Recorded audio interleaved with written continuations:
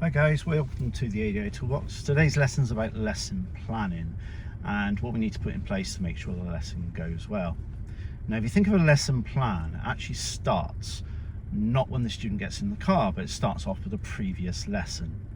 So on the previous lesson, what you need to do is just take notes of what they felt went well, what needs to be improved, and then you can bring that in on this lesson.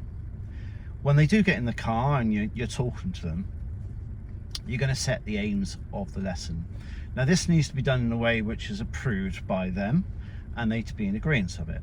And you need to feel like you can give them options. So you would start off just by saying, recapping on the last lesson, I would quiz them on how they felt that went and can they remember what went well and what they needed to work on.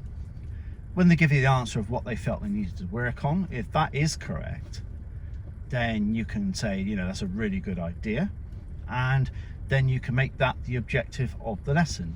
So I'll tell you what, really good idea you've just said, let's do that today. So it's a progression. It might be where the lesson they had previously, they just didn't feel very confident with all of it.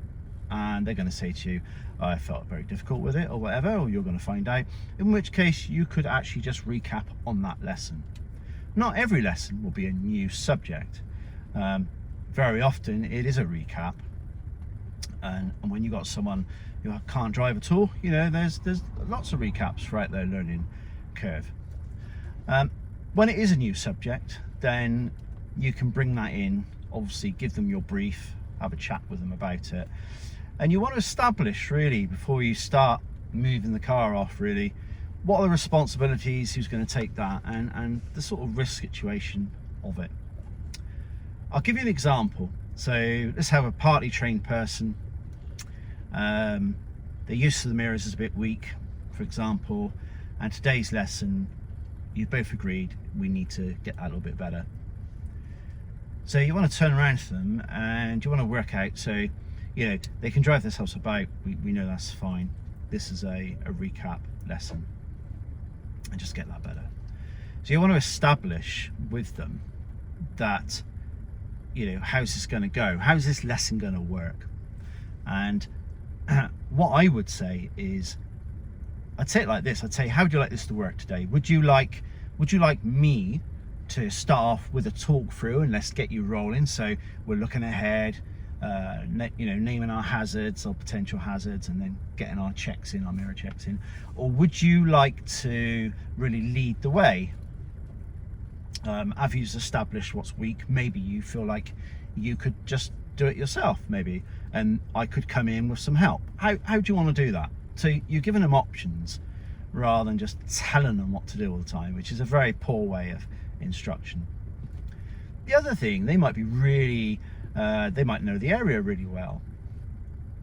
So when I did my last standard check test, the chap was very familiar with the area, and we were going to drive to a particular place. So I said to him, look, you know the area probably better than I do. Would you like to just direct yourself there, or do you want me to give you instructions on how to get there? And he turned around and he said to me, oh no, I know it like the back of my hand, I can get myself there. And I said, that's brilliant, well, that saves me. You carry on. Remember that the ownership on them is to take the responsibility.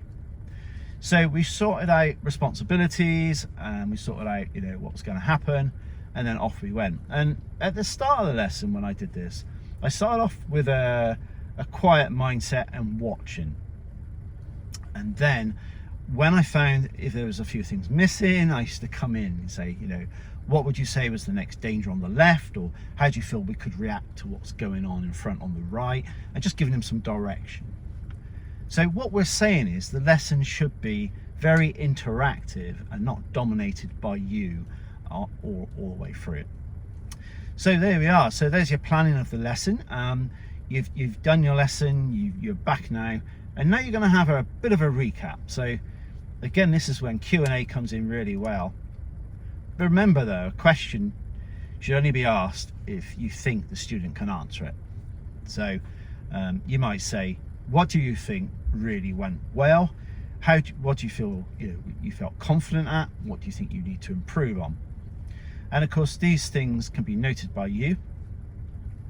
And once they've told you that, you can then back them up, reinforce them. Say, yes, I agree. I love the way you did this. This was really good.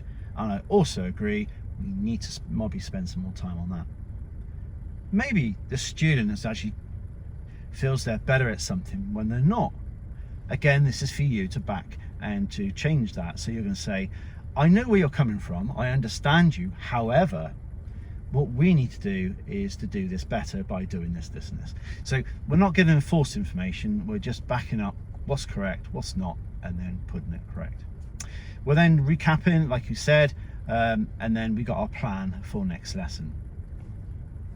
Now, the final thing I want to tell you is that no lesson, if you're teaching, you know that nothing goes straightforward, nothing's black and white. So if you find that the lesson that you initially set out is just not working, there's no harm in changing it. So I would just pull them up on the left, talk about it, and maybe we need to go back a step. You really got to remember that with driving lessons, it's not about quantity, it's about the quality of the lesson, what's achieved and the quality in that.